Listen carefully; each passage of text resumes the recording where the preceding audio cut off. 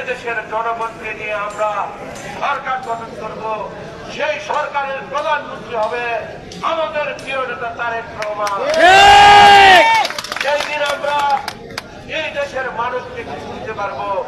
আজকে অহংকার দম্ভ করে আমরা যেন মানুষের পাশে দাঁড়াইতে পারি, সেই লক্ষ্যেই আমাদের কাজ করতে হবে।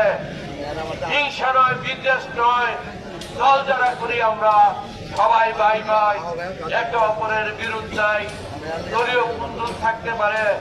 এক প্রশ্নে আওয়ামী লীগ ছিল, তারা যেই দল করছে গ্রুপ করছে জানে নৌকা ছাড়া তারা পড়তেই নাই।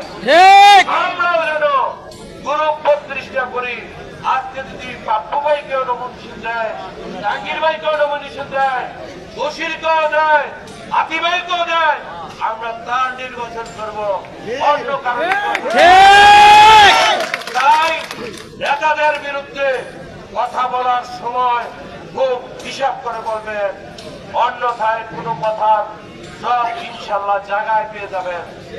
তাই আমি বলবো আপনাদেরকে, কোনো দ্বিধা নয়, আমরা দলের মানুষ সব এক, আমাদের ভিন্নতা নাই।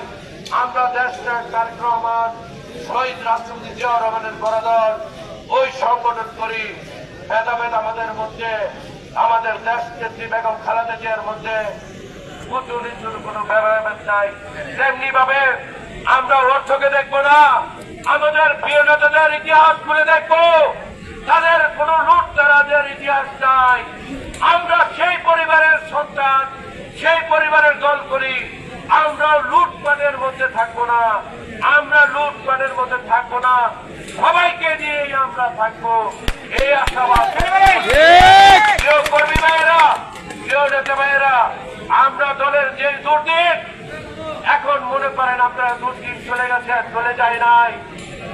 গতকালকে আওয়ামী লীগের প্রতিষ্ঠা বার্ষিকী গেছে, সেইখানে দেখেন তারা বিভিন্ন পোস্ট দিয়েছে, তারা ঐক্য করেছে, তারা গ্রুপিং মিটিং করেছে, তারা আমাদের বাড়িতেই চলাফেরা করছে।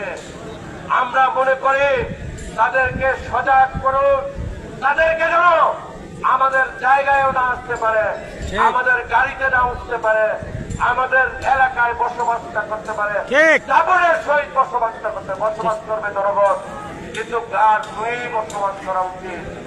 এখন আপনাদের সাথে বক্তব্য রাখবেন রাকিব,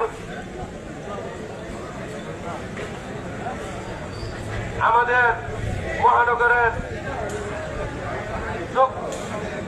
যুগ্ম আহ্বায়ক